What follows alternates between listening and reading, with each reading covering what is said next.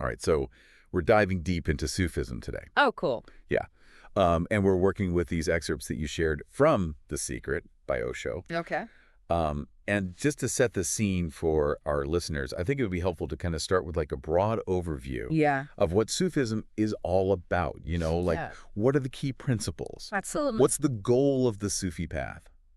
So Osho starts right at the essence of Sufism with La ilaha illallah, which means there is no God but God. Right.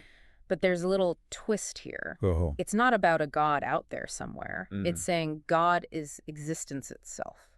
So everything that we see and touch and feel is part of God, according to Sufism. That's the idea. Okay. A pretty radical one, right? Definitely a mind bender. So where does love fit into all of this? Love is huge in Sufism. Okay. They have this concept called ish. It's a total intense love, like a divine madness. So not just your, average crush. No, way beyond that. Ish is about completely losing yourself in the love of the divine. So like falling head over heels, but for everything. You got it. And it's not just some abstract concept either. Okay. Sufis have these gathering places called khanikas. Khanikas. Yeah, and Osho describes them as temples of love and temples of madness, both. Wow. So what goes on in a khanika? Well, that's where the Sufi path comes in. Oh, okay. It's a journey, right? Right. And Osho lays out 3 key stages. Okay. Far, fana, and baka. Okay, let's break those down, starting with far. Sure. So far is like the beginning, It's about seeing through the illusion that we're separate from our existence from the divine, like we're all on our own, which isn't true. So realizing that we're all connected, we're all part of this one big thing. Exactly. And once you start to feel that, you move into fana. Fana. This is where things get wild, the ego dissolves. Like the sense of me disappears. Bond.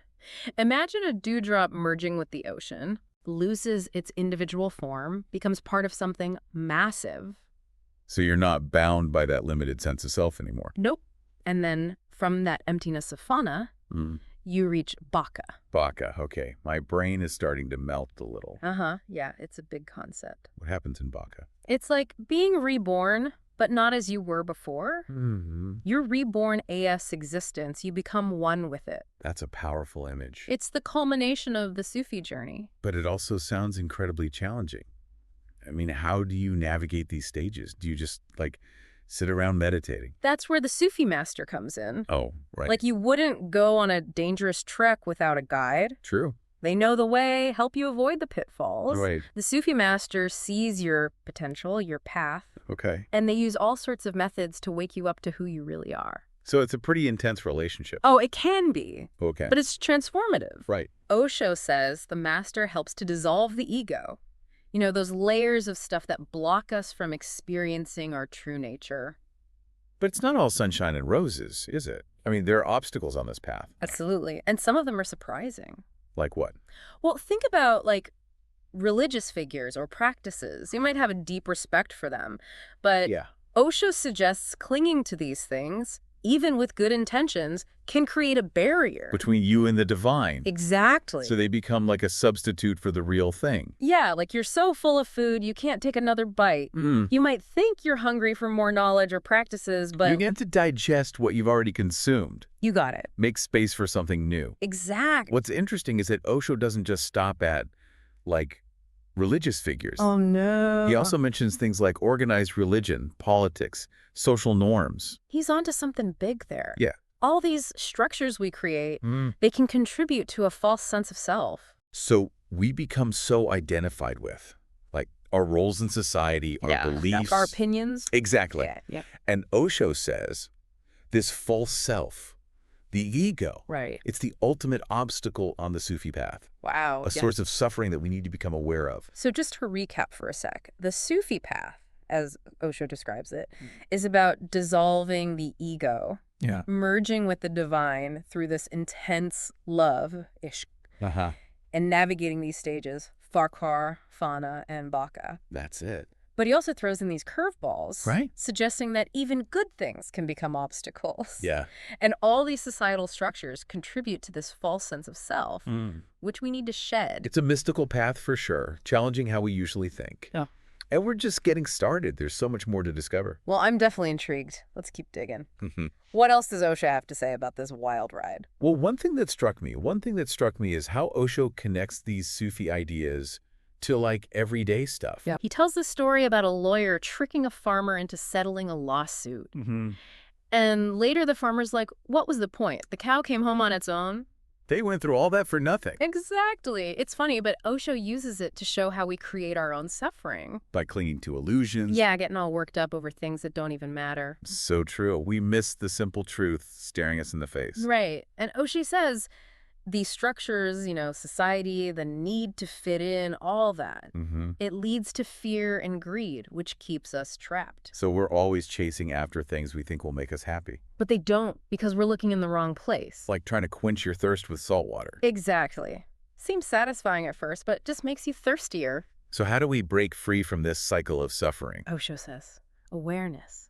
Becoming more conscious of our thoughts, emotions, actions. Yes. He has this story about a guy who asks how to quit smoking. Okay. And Osho tells him, embrace it. Really experience each puff. He told him to keep smoking. Haha, yeah. But the idea is, by being fully aware, you see the futility of it. So it's not about willpower. It's about consciousness. Bringing light to those unconscious patterns. Exactly. Once you see them, you can choose differently. We're sleepwalking through life. Osho's calling us to wake up. Become conscious creators of our reality. So we start living in alignment with our truth. Yes, instead of fulfilling everyone else's expectations. Right. He has this funny analogy. A parrot keeps saying, who is it? Okay. Even while the plumber is having a heart attack on the doorstep. Wow.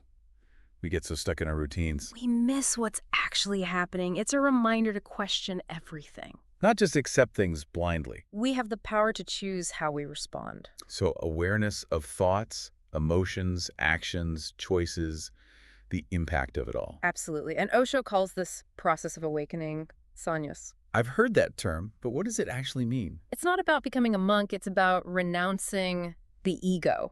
Letting go of that false sense of self. Yes. And embracing the truth of who we are.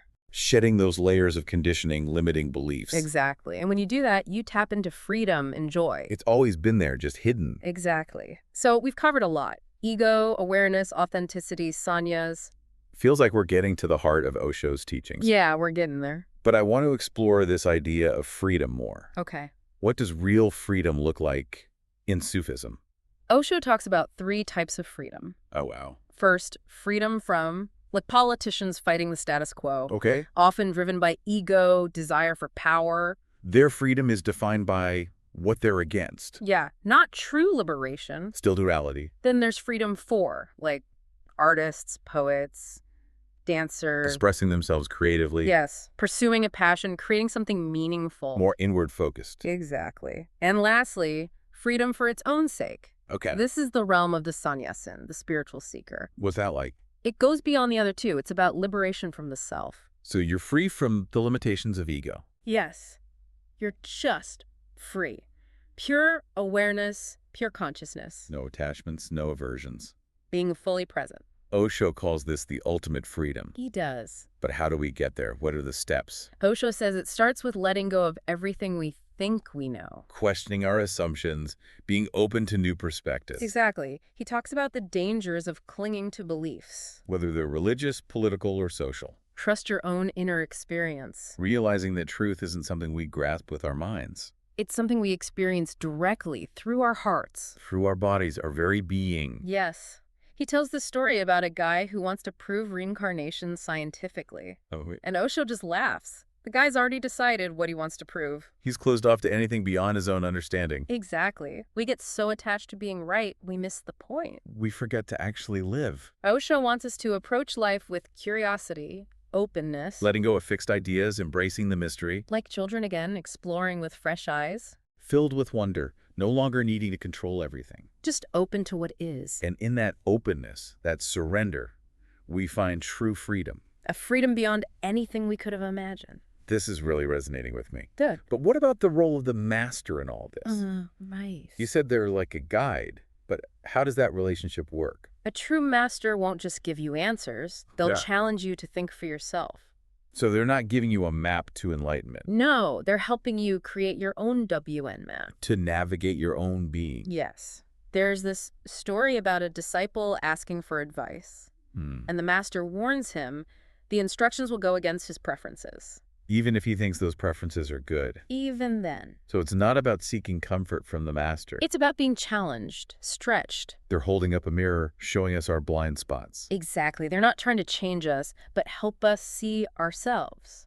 And Osho even suggests the true master is within us. He does. We're all potential masters. We have that potential, but need guidance to unlock it. We need that external reflection to break through our limitations. And once you tap into that inner master, the whole world becomes your teacher. So we've really unpacked a lot about the Sufi path here. We have. It's not about rules and rituals. Right. It's about, like, recognizing that divine spark within ourselves. Yeah. And in, like, everything around us. Yeah. Osho reminds us it's not just an intellectual concept, Right. It's about direct experience, which often means quieting the mind, opening the heart. Yeah, like peeling back those layers of, conditioning and beliefs that kind of keep us separate. Right, like when we talked about Farker earlier, Yeah. that inner poverty, being empty, receptive. Yeah. It's about letting go of those preconceived notions that block the truth. Farker points to this willingness to surrender to something bigger. Okay. Recognizing we're not separate from the divine, but woven into it, like a thread in a tapestry essential to the whole design. I like that analogy a lot. Even if it seems small on its own. Yeah. Yeah, like that dewdrop merging with the ocean we talked about. Exactly. Losing its form, becoming part of something vast. And from that place of surrender, unity, comes freedom and joy. Yeah. Osho's not saying reject the world, deny your experiences. Right. But approach them with awareness, love. So don't run away from life.